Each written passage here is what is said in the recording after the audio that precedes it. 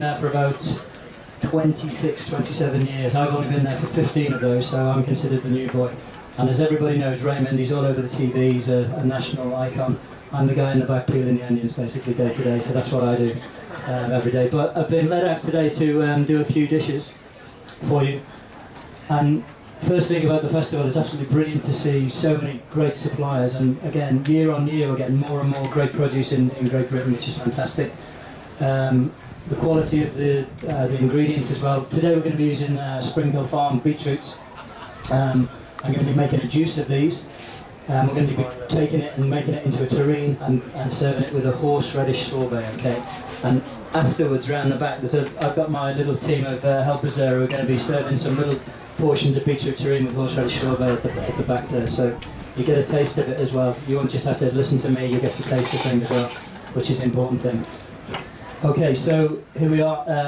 The other dish we're doing, besides the beetroot from Springer Hill, is a Cooper's Sandy Black Pork, and again it's a very superb breed to this area. It's an indigenous of Oxfordshire. It's about a breed that's 200-300 years old and absolutely fantastic, and it was very close to extinction, and a lot of people have started some small herds of these, and there's now 29 herds of the pigs back in Oxfordshire, which is where they belong, so that's good to see. So I'm trying to use ingredients from the locality basically. Okay.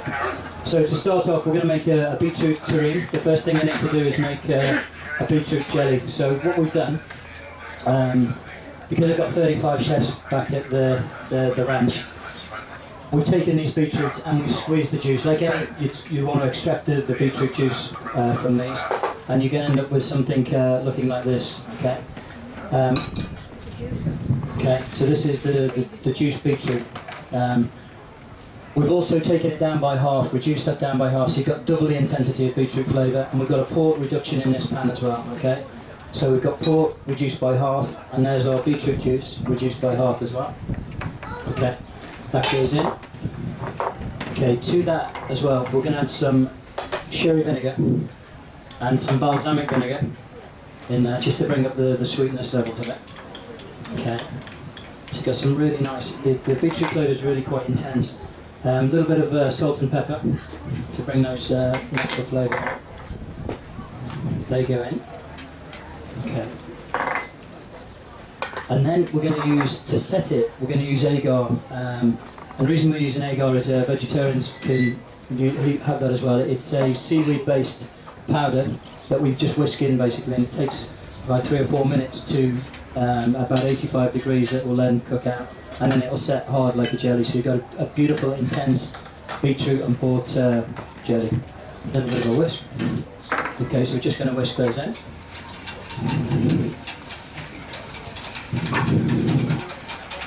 There's a gentleman behind me, and there's a couple of, besides the Prime Minister out of Whitney, which you probably know about. This is Ben out of Whitney as well, okay? There's a lesser known cousin.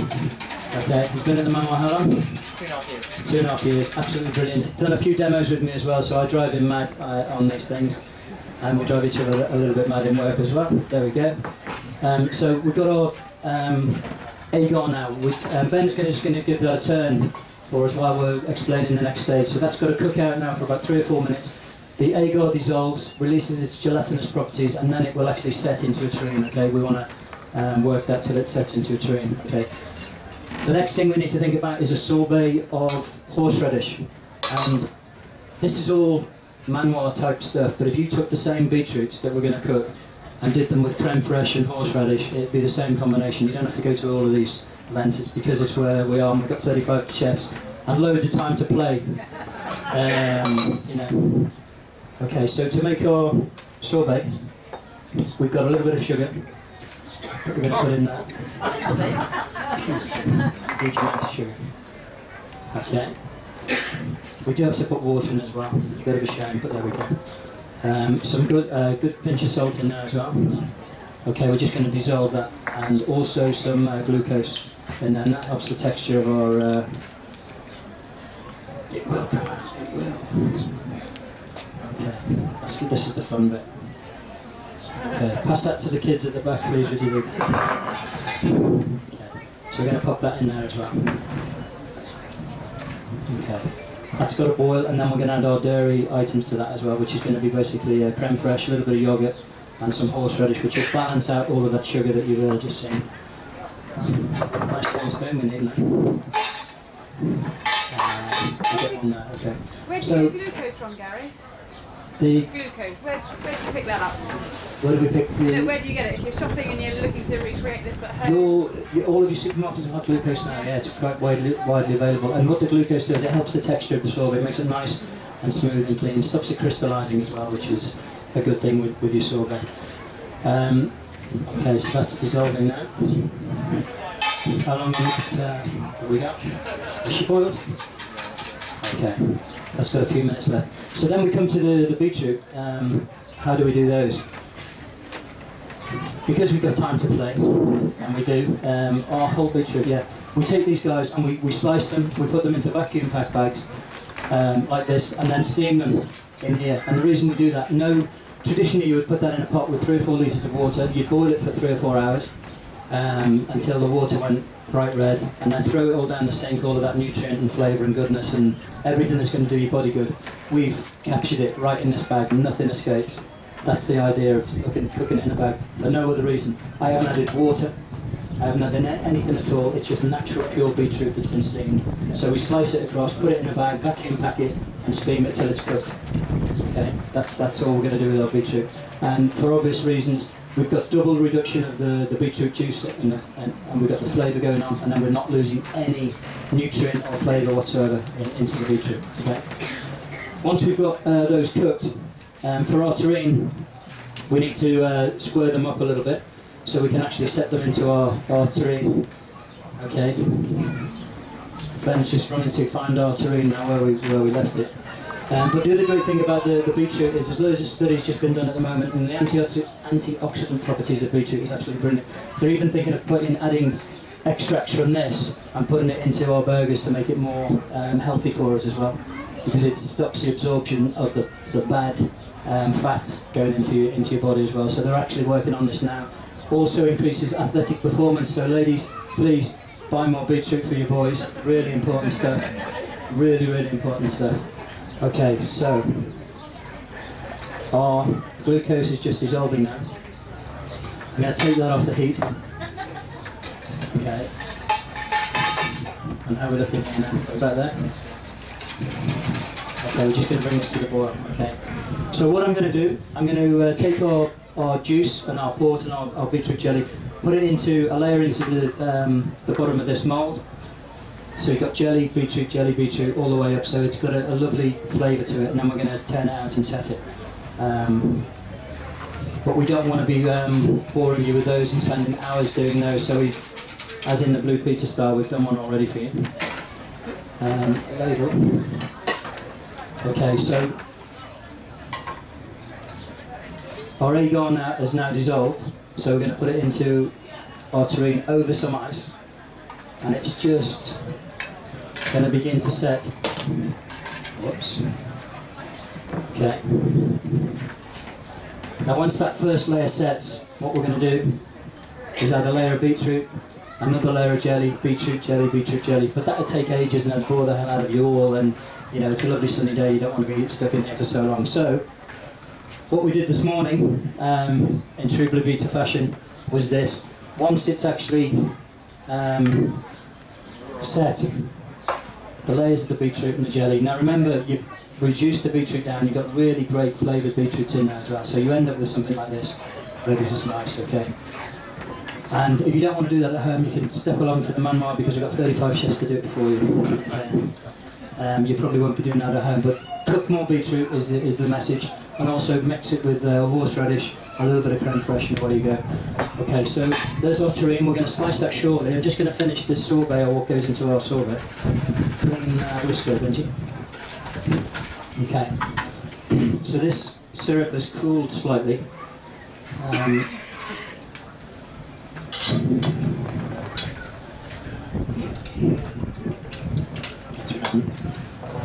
Okay, and to that we're going to add our creme fraiche. You saw that sugar that went in before at the beginning, and that you'll find, you're going to taste this afterwards as well, it's round the back now being prepared for you. And I'm going to need my assistance in 20 minutes or so to give you a little taste of this. So we've got our creme fraiche. We've also got some yogurt in there, natural yogurt. And we're going to add some the famous horseradish. Again, great flavours that are going to go. Beetroot and horseradish in any way you want to do it is going to be great. Dill is another, thanks man, a great combination as well. So we're just going to stir this. This would be blended, chilled down, and then turned in an ice cream machine. Again, we're not going to bore you by turning an ice cream in front of you, but that's the basic ingredients. Okay, you've got your sugar, your sweetness, your acidity, and your fire, your mustardy impact with the horseradish flavour that's going to go with this lovely terrine. Okay. So I'm going to pass this to Ben, and we're going to imagine now that this is churning round the back. Okay. We've already done it for you. Okay, it's round the back. Okay. Go Benji, go on.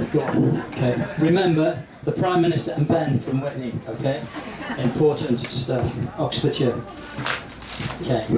So now we've got to think about what we're going to garnish this with, and because we've got a magnificent garden at the Manoir as well, we've been down there this morning and picked loads of little herbs and things that are going to go with this beetroot. We've also got heaps of baby beetroots. Now, these little guys here, okay, same thing. These have come out of the garden yesterday afternoon. We've cooked them up, again in the little bags, but again, we don't want to see lots of water and all the nutrient being boiled away, so in a vacuum packed bag. And one of these ovens, these new modern ovens, do have a steam facility as well, so get them into a bag and steam them, but minimise the water. You don't even need to put them into a bag. In one of these ovens, if you've got the steam on full, you're steaming your beetroot, and just the skin holds all of that nutrient and flavour in, which is great. Okay, so we've got lots of little flavoured beetroots here, already cooked up this morning. We've also got a little carpaccio beetroot, which are beetroots sliced very fine and raw. This one is a candy beetroot. Okay, you can see very, very different things. You've got a red beetroot here, and we've got a yellow one here as well. Okay, so lots of different elements that we're going to put on our plate. Okay, so do we have a plate okay? Okay, so one of our plates. Carving knife is on the way. Great stuff. Okay, so all of our little beetroots, and as I say, you don't have to do any of this. What you could do is just cook your beetroot, whip some creme fraiche and horseradish together and serve them on the side, and you've still got something that's going to taste brilliantly. As I say, we've got 35 chefs down the road and we like to play. We do like to play. Okay, great stuff. Okay, so for our terrine, we're going to take a little slice of this. Okay, and there you have our beetroot terrine slice that's going to go onto the plate. Now if you get to see this, okay, we're looking good. Okay, and as I say, round the back we've got little pots of this all over the place too, for you to have a taste.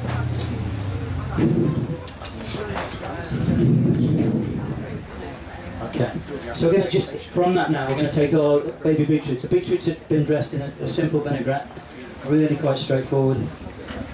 This is a lemon vinaigrette that we're putting with it. Okay, so we've got loads of lovely little colours and things we're going to put into the plate. And we're going to take one of our sorbets out of the freezer now as well that we've prepared. Okay. Right, so we're just going to start to put a few of those little flavours into our plate. And also, as I say, the gardens at the Manoir, we've got heaps of fantastic little micro herbs and salads that are working brilliantly with this. Again, you're going to take something that's obviously in season right now and just work with things that are going to be great with this. Dill is another fantastic flavour over here. Spring Hill, they have a little stand just over here, so you might want to take a look at that afterwards as well. These are the guys that provided our large beetroots to make this terrine. Okay, and Ben's just come to get our sorbet, which should be almost ready. Okay. So you can see the time on your hands that we've got at the Manoir. We've got nothing to do with our 35 guys, but as I say, we like to play with things. Okay, so this is a bit of a signature one we've been working on for a couple of years. It's been seen lots of different formats. Okay, we've got some little oxalis flowers as well, which I noticed Spring Hill also have some oxalis or sorrel flowers. Right. We've got a little, there we go, our little flowers from the table there, still that. Great stuff. Okay, our sorbet, which is, again, because we've got time on our hands, we've shaped into these little pieces for you.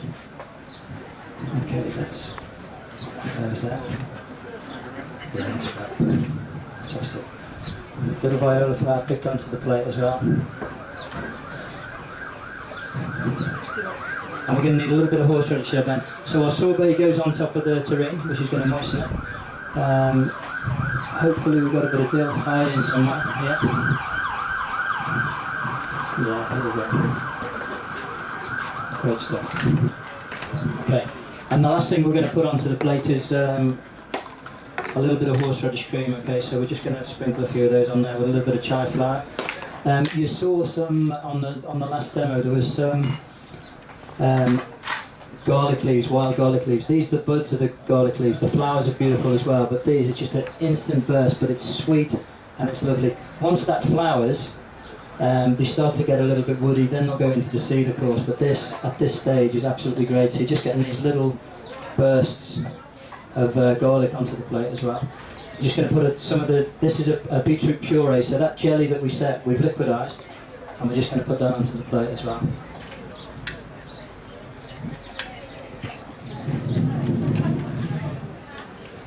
Okay, so again, it's more pure, intense beetroot flavours.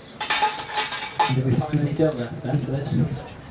Right in front of me, as usual. Thanks for this.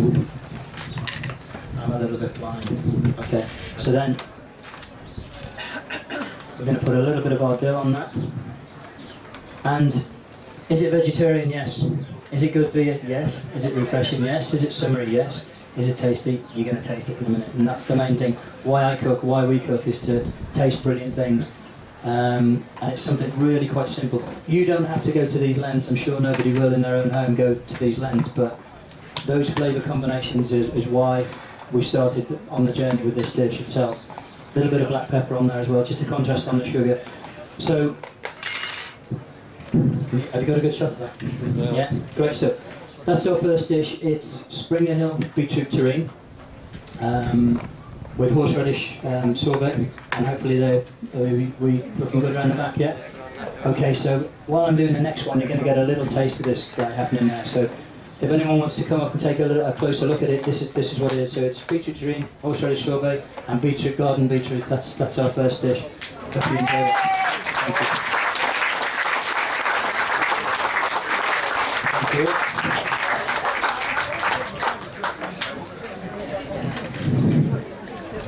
Have a taste of one there. It's going to melt all over the place, but grab one quick. How's that look?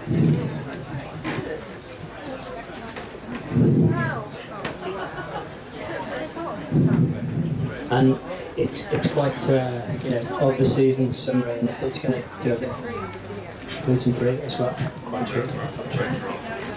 Okay. Great stuff.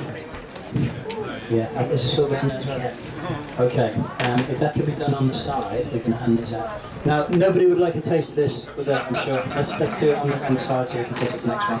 So just on this side, if I've got some little helpers there, there's 3 Jones girls out there and their buddies, so if you want to grab one of these trays and just hand them round, so everyone is having a little taste of summer. And that's the important thing. I can stand here all day and talk about food. It doesn't mean anything. It's the flavour, it's the taste that you'll go, wow. It's a really great combination. That's why I cook. That's why we do it. And it's a brilliant thing we can do. Okay, so we're taking nature from the garden, and this looks quite natural and simple. It's set with agar as well, so there's no kind of agar. It's a seaweed. So we take seaweed, process it, grind it. So when you add it to the hot liquid, it dissolves and sets firm. No, different thing altogether. It's seaweed based, which the arrowroot is a root base, but it's a similar thing. But we want to take a beautiful fresh flavour and set it firm so we can make a terrine that way. Okay. Okay, so do have a little taste of this one. I'm going to set up a pig dish next, while you're having a little taste of this one. Okay. How about that? In the juicing machine. Yeah. But to get that much juice, I've had a box of beetroots like that and 2 guys pressing for an hour. So it's, you know, yeah, it's a commercial juicer, but it does take time because the water content of the beetroot isn't massive, it isn't high. So, but they are very firm. The other thing you can do, if you haven't got a juicer, is take your beetroot and grate it, add a little bit of salt, leave it in a cloth, and then wring the juice out. There's another way, so you don't have to buy lots of the fancy equipment, any of those things. All you want is that flavour, that juice from the thing, which is the important thing. Okay, how is it? Any good? Any good? Okay, we've got a few nods going on over there. Yeah. Okay, great stuff. Let's put that to one side. How's that? Okay, we're going to set a pig. I'm going to be 3 or 4 minutes just setting up a pig dish on the next one, and then we're ready to go. We've got a little spray gun there as well. Here we are.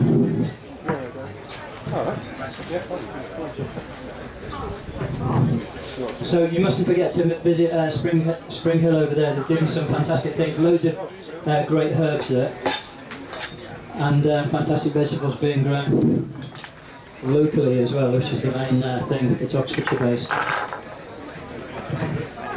Has anyone had horseradish sorbet before? How is it?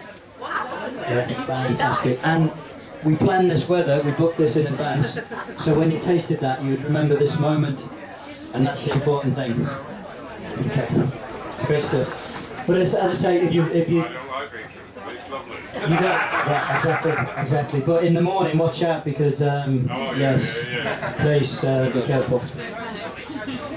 Be careful. Okay, I'm going to set up a pig dish now. So give me 3 or 4 minutes, and we'll be on to our next one.